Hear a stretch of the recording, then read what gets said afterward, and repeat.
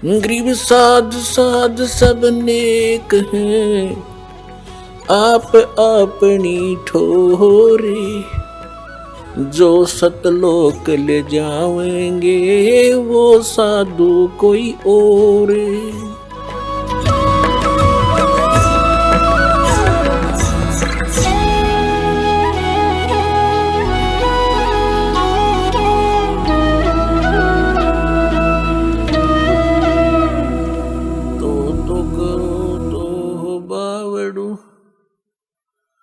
दूर दूर करो तो जाऊं, जो राखो तो ही रहूं, जो देवो सुख।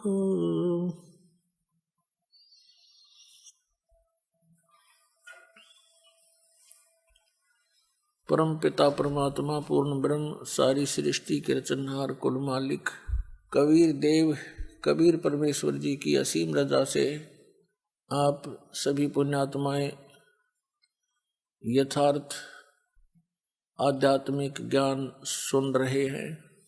परमेश्वर सर्वशक्तिमान, सभी आत्माओं के भी जनक, सभी तत्वों के उत्पत्ति करता, ये परम अक्षर ब्रह्म पूर्ण परमात्मा है। और वही परमेश्वर बनारस के अंदर काशी शहर में एक धानक दुल्हा रूप में प्रसिद्ध हुए और वे प्रसिद्ध कवियों में से भी एक कवि कहलाए। हम अपने परमात्मा को ना पहचान कर हमने उस परमपिता को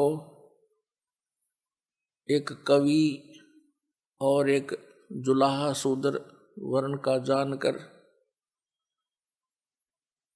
उनके द्वारा दिए गए ज्ञान को तो हम पढ़ते रहे, लेकिन हम उनको परमात्मा नहीं मान सके, क्योंकि हमें उस लाल की परख कराने वाला कोई तत्वदर्शी संत मिला नहीं। और जिन महापुरुषों ने कोशिश की, जिनको स्वयं परमात्मा मिले थे, उनकी बात हमने मानी नहीं, क्योंकि हम अशिक्षित थे। अब परमेश्वर कबीर जी की असीम रजा से आप जी शिक्षित हुए, अक्षर ज्ञान प्राप्त हुआ और इस दास को तत्वदर्शी संत बनाकर आपके लिए यहां भेजा। अब हम उस परमात्मा को पहचानेंगे, उनके द्वारा बताए गए ज्ञान को जानेंगे और हम अपना आत्म कल्याण करा के सतलोक चले जाएंगे। परमेश्वर ने स्वयं आकर हमें ज्ञान दिया कि तुम यहाँ के वासी नहीं हो, आपका यहाँ ठौर ठिकाना नहीं है। आग गए ना बावड़े रहते भी सब जाही, बिन साहेब की बंदगी कहीं छोड़ ठिकाना नहीं। जैसे मोती ओस का ऐसी तेरी आव, कहे कबीर करो बंदगी बोर न ऐसा दाव। पुण्यात्मा, हम सभी प्राणी यहाँ काल के जाल में बुरी तरह जकड़े हुए हैं। ऐसा सुनियोजित षड्यंत्र है इस काल भगवान का। ये जीव सतर की बुद्धि इसको समझ नहीं सकती। परमेश्वर ने आकर के स्वयं ये ज्ञान बताया कि तुम यहाँ रह रहे हो, ये तुम्हारा ठिकाना नहीं है और यहाँ कोई भी प्राणी सुखी नहीं है। और आप जी ने इस झूठे सुख को सुख मान रखा है। कौन से सुख को? किसी के पास संपत्ति हो गई ज्यादा,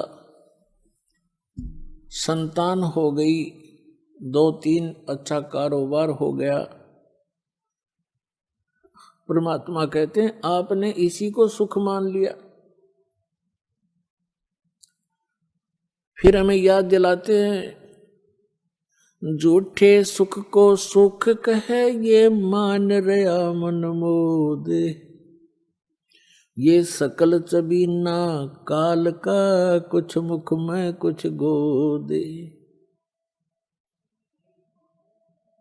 कबीर परमात्मा कहते हैं कि आप जी जिस लोक में रह रहे हो ये काल का लोक है, कसाई का,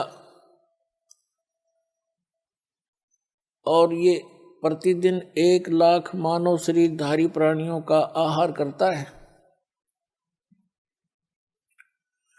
और अपने आहार के लिए ही आप जी को यहाँ जैसे कसाई बकरे पालता है, बकरियां पालता है, ऐसे आपको पाल रखा। ये आपको यकीन हो या ना हो, ये सच्ची बात समझ लेना, ये भगवान की बताई बात है, भगवान का दिया ज्ञान है, और हम प्रतिदिन देख भी रहे हैं। ये कोई स्थान है, सारा जीवन हम संतान उत्पत्ति करते हैं, उनके प्यार में लाड में हम कितने मस्त रहते हैं, कितना अच्छा लगता है। 1 मिनट में या तो माँ मर जाएगी या बेटा बेटी मर जाती है। एक परिवार के 3-3, 4-4 सदस्य एक्सीडेंट में या किसी अन्य हादसे में खत्म हो जाते हैं, और फिर क्या है, क्या बचा उनके पास? एक बहुत ही दुर्दांत कथा अभी पीछे पेपरों में प्रकाशित हुई थी। यहाँ सिरसा सच्चा सौदा सिरसा वाले का कोई सेवक थे, और सत्संग सुनकर आ रहे थे। उसके बताते हैं इतने 10-12 सदस्य थे, वो सारे के सारे मर गए, एक बूढ़ा जीवित रह गया। ये कोई जीवन है? तो परमात्मा हमें याद दिलाते हैं कि आप यहाँ कसाई के लोक में रह रहे हो, और इसने आप जी को केवल इसलिए पाल रखा है जैसे कसाई बकरे पालता। उसका उद्देश्य क्या होता है, अंडरस्टूड है। और आपकी बुद्धि केवल जीव सतर की है, इसलिए परमात्मा ने आकर अपने बच्चों पर दया करी कि आप मेरी शरण में आओ, कबीर साहब कहते हैं। फिर आपके ऊपर काल का जो प्रभाव है वो निरस्त हो जाएगा। फिर आप काल के मुख में नहीं जाओगे, आपको काल नहीं खा सकता। आपके बच्चों की सुरक्षा करेगा परमात्मा, आपकी सुरक्षा करेगा। यदि आपने इस गंदे लोक में भी कुछ भौतिक और सुख प्राप्त करना है, तो भी परमात्मा कबीर जी की शरण में आकर आपको यहाँ का वो सुख भी मिलेगा, आपका परिवार भी सुरक्षित रहेगा। लेकिन इसमें सबसे प्रथम मर्यादा बताई है परमात्मा ने। कबीर साहब ने कहा कि जब तक हंसा हमरी आना, और काल लगे नहीं तेरा बाना, पग पग पर यूं तक तक मारे काल अचानक बाणा। अचानक तीर मार देता है, कोई भी कारण बना करके ये मृत्यु कर देता है। कबीर साहब कहते हैं जब तक हंस मेरी मर्यादा में रहेगा, इस नाम का निरंतर सिमरण करता रहेगा, सतनाम का, उस पे काल का अटैक नहीं हो सकता। तो पहले तो आपने ये भी देखना पड़ेगा कि जिन बच्चों को आप अपना मानते हो, आपका इनमें मोह ममता है, तो इनकी सुरक्षा के लिए भी परमेश्वर कबीर जी की शरण की आपको आवश्यकता है। अभी तक तो उस परमात्मा की इस यथार्थ भक्ति का कोई जानकार नहीं था, अब इस दास को भेज दिया है, अब इसका लाभ उठा लो।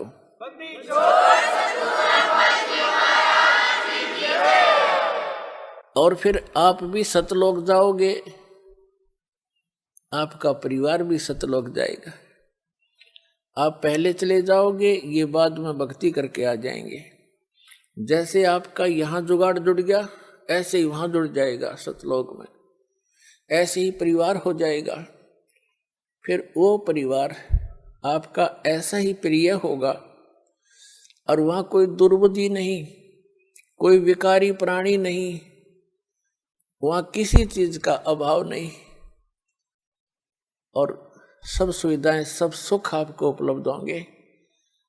आपको जो यहाँ आप सुविधाएं खोज रहे हो, ये सारी सुविधाएं आपको सतलोक में प्राप्त होंगी और वो सदा रहेंगी। तो उसके लिए आपने थोड़ी सी हिम्मत, प्रयत्न, संघर्ष अब करना पड़ेगा। जैसे हम जिस समाज में रह रहे हैं वो इस तत्व ज्ञान से अपरिचित है। ऐसा जानो जैसे आप विद्यार्थी हैं, वो विद्यार्थी नहीं है।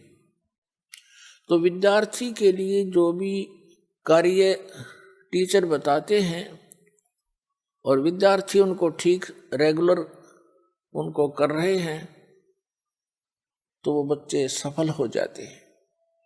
तो जैसे आप जी विद्यार्थी, यदि विद्यार्थी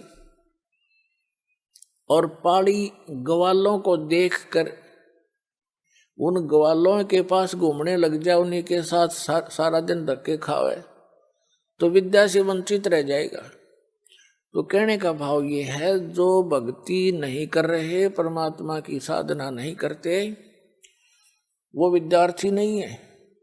उनका अनुसरण करना आपके लिए हानिकारक होगा। इसलिए सामाजिक परंपराओं से आपने उल्टा हटना है, पीछे हटना है, और जो परमात्मा की मर्यादा भंग हो जिस भी कारण से, क्रिया से, उसको नहीं करना है।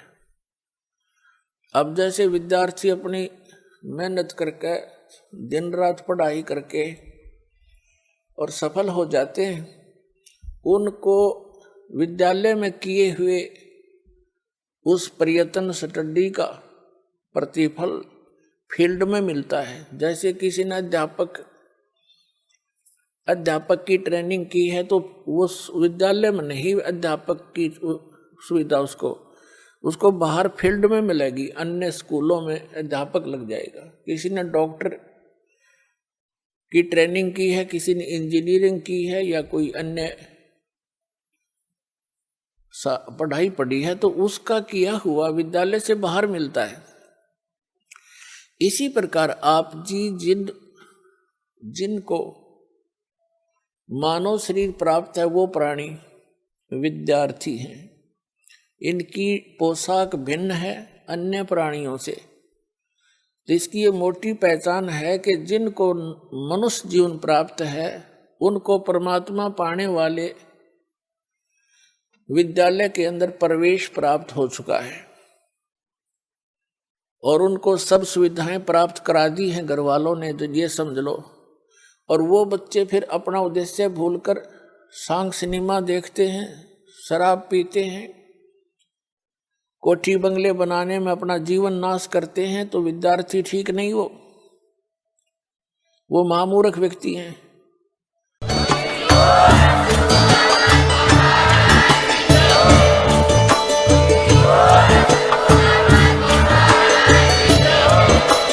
आप सुन रहे थे जगत गुरु तत्वदर्शी संत रामपाल जी महाराज जी के मंगल प्रवचन। अधिक जानकारी के लिए विजिट कीजिए हमारी वेबसाइट www.jagatgururampalji.org। संत रामपाल जी महाराज जी के शुभ आशीर्वाद से पूरे विश्व भर में 500 से भी ज्यादा नाम दीक्षा केंद्र हैं, जिन पर संत रामपाल जी महाराज जी द्वारा ऑनलाइन निःशुल्क नाम दीक्षा दी जा रही है। अपने नजदीकी नाम दीक्षा केंद्र का पता करने के लिए संपर्क करें 8222880541।